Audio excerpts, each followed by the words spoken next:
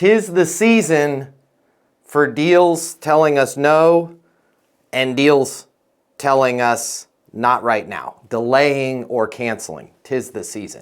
'Tis always the season. By the way, if you are like, yo, nobody ever tells me no, nobody ever delays, you're not a sales professional, you're an order taker. I just want to be real with you. Like, maybe expand your horizons a little bit, prospect a little bit more, because if you're not being told no, it's not a fit on a very regular basis, if you're not being told not right now on a very regular basis, you're literally like a golfer that's only sinking, 2-foot putts. Congratulations, you're a putt golfer, but you're not a professional. Okay, professionals take big shots, they take big risks. We're getting in front of a lot of people, not just a handful of people, and we're not just sinking 2-foot putts. So I wanted to just go through this really, really quick here, and then we'll open it up to you guys. We can talk about deals telling us no. We can talk about deals delaying. We can talk about whatever you want to talk about. But I want to just first cover the difference between no and not right now and what we can do about it. I realize you guys are all awesome. Nobody's ever told you no. Who's been told no on a deal? All of us, I hope. Yes? Okay, good. That we thought we would win. Happens. What did we do? I'm not going to ask you guys what you did in front of the group. If you want to say, you can. What do most salespeople do when a prospect, a client, tells them no? I just had somebody text me from the Easton University portal. Like, we had a big RFP. We got told no. What do most people do? Somebody unmute yourself. Give me an idea. What do most people do when a client or a prospect, when a lead, when we've gone through everything, we thought we were going to win the deal, and we get told no? What do most of us do? Not take personal ownership and blame it on the client or prospect. I love that. Not take any personal ownership. We blame it on the client or the prospect. In terms of like how we proceed with the deal, I think there's really only two directions that most salespeople proceed. Does anyone want to take a guess at what those two directions are? Try to change their mind. Hell yeah. Perfect. Who said that? Was that JV? Yes, sir. Jason. Good. Yeah. We try and change their mind. In other words, we try and fight them on it, right? Hey, if I could tell you you're making a mistake, how can I tell you you're making a mistake without offending you? That's a clever way. I'm not going to dispute that. I think we have a little bit of that in the portal. I'm not crazy about it. I don't personally use stuff like that because I think it's a clever way of fighting that person. Here's what we need to understand. Okay, 6% of the no deals are won when the salesperson fights the no. Hey, if I could just have 5 more minutes of your time, if we could just run this back through, I really think you guys are making a mistake. Can you give me one more shot to propose this? Can I sharpen my pencil? Okay, here's the problem with that I want to share with you guys. That number of 6% is better than 0. Here's the thing though. I believe that if you had just done absolutely nothing when the client tells you no, you would have closed more than 6% of those. Here's why. Because if you had done nothing, you wouldn't have gotten in an argument with them. There wouldn't have been an ego, a no means no type of thing. I told Ray no, and he fought me on it. Now I realize we really need a software. When you get in a fight with them on it, they're more likely to just go to a competitor because their ego plays a big role in this. And if they feel like they had to fight you, they're never going to come back to you. Well, I'll never say never, but they're never going to come back to you and go, hey, I was wrong, right? So 6% of the time when we fight them, are we going to win them over? And if we don't win them over in that moment, they're probably never going to come back to us. They're probably never going to take our calls again. Now, we can dramatically improve that number to around 28%, okay, if we don't fight the no. What does not fighting the no sound like? I understand. I'm with you. I hear you. I get it. Right? Hey, we're not going to go with you on this particular iteration for the payment collections. I understand. I'm with you. I hear you. Right? By the way, you could say all 3 of those in a row. They won't even notice. You're being very collaborative. They're expecting you to fight them. They're expecting you to go, what if I could drop my price 30%? Right? Which they're just going to use that to go to the competitor they said they were going to do business with to get more off of that competitor. Okay? I don't want you guys to be in that, don't play in that realm. But you have to have a response. And the response needs to be, I understand, or I'm with you, or I hear you, or all three of those. I understand, I'm with you, I hear you. Then, boom, like muscle memory, you have to have a net outcome statement. I will be here when you need to collect those invoices at a higher clip, thus increasing top line revenue for the medical practice from 1.7 million to 3.4. Boom. How does Dave Gass know that that's what the number was? Because he slowed down in his sales pitch, right? He didn't just lead with a pitch, right? What's your biggest reason for needing invoice collections? Or maybe it's Dave's new software that's helping physicians take notes from the meeting, right? Hey, I will be here when your physicians absolutely positively need to take that little down to 3 to 5 minute block in between patient visits and not spend that time on notes, right? Now I'm leaving Dave with a nice teaser of the outcome. Not, I'll be here when you need AI software. Not, I'll be here when you need sales coaching. I'll be here when you need to take the group's top line revenue from 17 million to 23 million without Canada, which they're taking away from you next year. That's really hard for that person not to call me back that just rejected me on sales coaching because I didn't, number one, I didn't fight them. I didn't say, but come on, if I could have 5, you're making a mistake here. Your people need coaching. No, they don't. Now we're just having an argument, right? Hey, Matt, we can't afford the budget for Easton University for our team right now. We really appreciate everything that you did in putting this proposal together, and we really like what you guys are about, but it's just not a fit for us. I understand.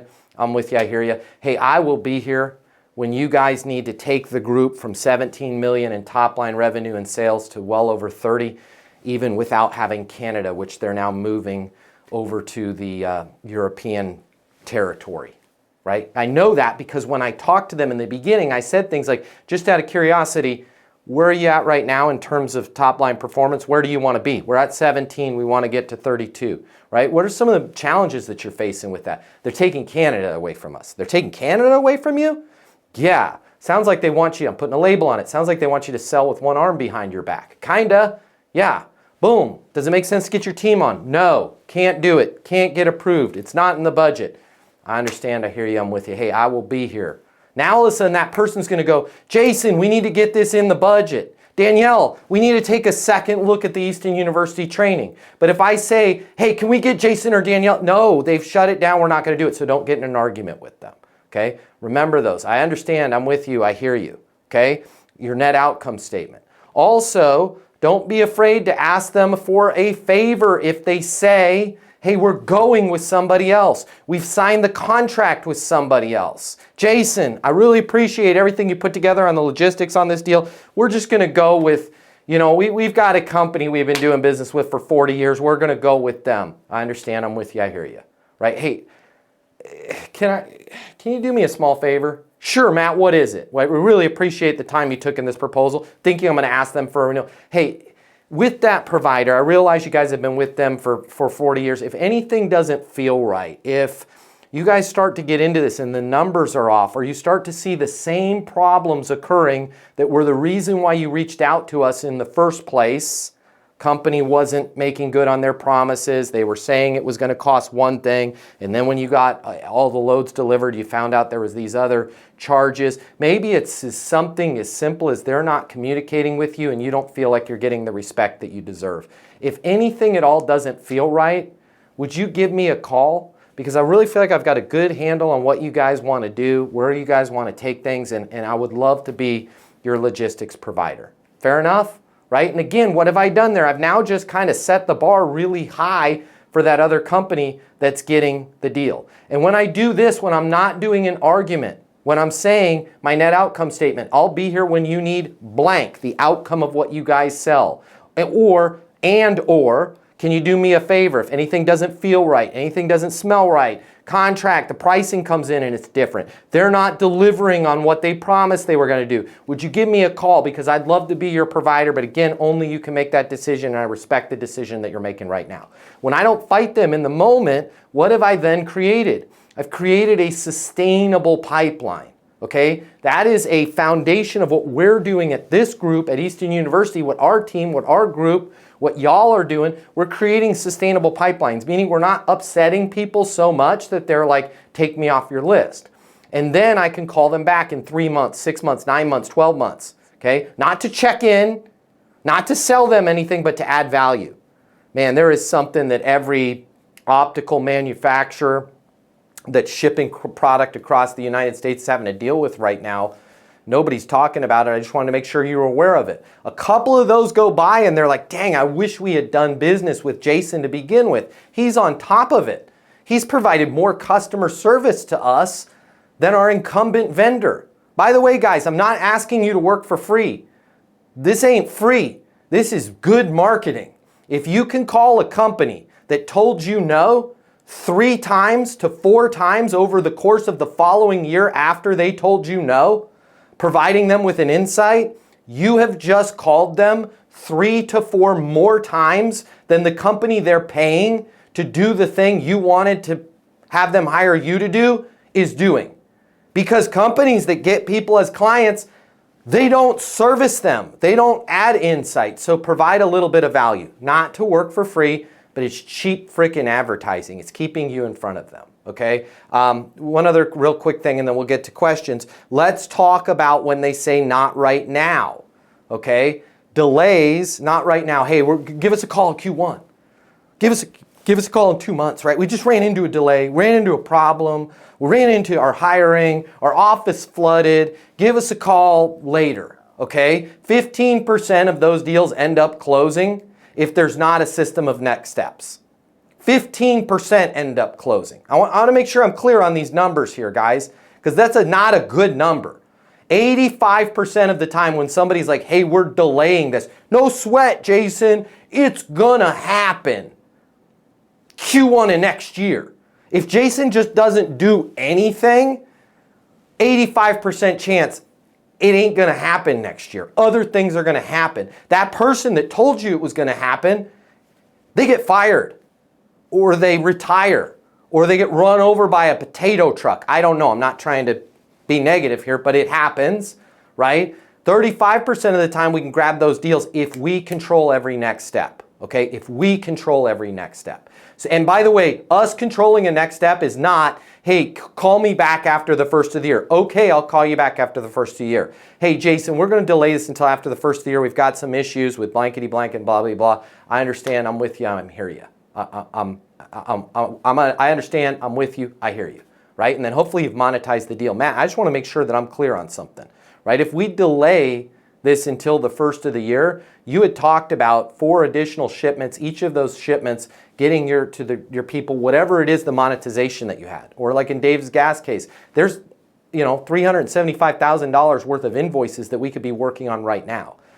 I just want to make sure that we're clear on this, right? I cannot start working on helping you recover the money from those invoices until I'm working on helping you recover the money from the invoices. And I'm not trying to be difficult here. I just want to make sure that we're all on the same page of the cost of delaying this, right? We had estimated an additional $47,000 a month into the practice if we can capture half of these invoices that are deemed unrecoverable right now, okay?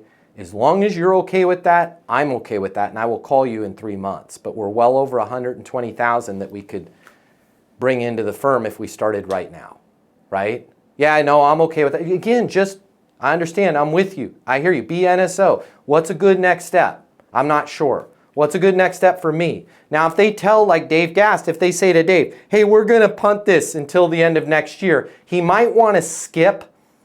He for sure wants to skip the what's a good next step because they said, we're going to punt until the beginning of next year, okay? He might also want to skip the what's a good next step for me and then say, totally makes sense. I'll plan on giving you a call the 7th of January. And then also what I'd like to do is just check in with you on the 20th of December as we're getting ready to start that next year just to make sure we're all still on the same page. Fair enough? And then Dave's just controlling the next steps, right? And when he calls them, he can say, hey, as promised, calling to see if it makes sense to move the deal forward. Not calling to see if you guys had a chance to relook at everything. Don't be negative. Calling to see if it makes sense to move the deal forward so you can. And the blank is the outcome. And if they say no, once you understand the outcome, that perfectly positions you for your net outcome statement. No, hey, we had some leadership changes here, Dave. I've got some bad news for you. We're not going with it. hey, I understand, I'm with you, I hear you. I will be here when you guys need to collect those invoices and generate that additional $47,000 in top line monthly revenue that right now is going out the door completely unrecoverable. Fair enough, right? And Dave just needs to know that, and he needs to reflexively be able to say that. And you guys might be saying, well, don't walk away that fast. I'm not telling you to walk away that fast. I'm telling you to walk away right now. When that person tells you no, give them a net outcome statement and let that marinate a little bit. Because if they've just told you no, or they've just told you that they've approved a relationship with somebody else, and you fight in that moment, they're prepared for that. We need to leave them with a net outcome statement, or can you do me a favor, if anything, and then call them back in a week after things have calmed down a little bit, if that makes sense. That's what I wanted to talk about with you guys right now. We can open up for questions on this. Anything else, I'm here for you 100%. Hey, it's Matt Easton, founder of Easton University, the most effective sales coaching system in the world. If you like this video and you want to learn how to close, I want to give you my closing mini masterclass for free. Click the link somewhere around here, or just simply comment with the word closer, and I will get you access to the closing mini masterclass. I'll cover the $299 cost for you. It's free to you.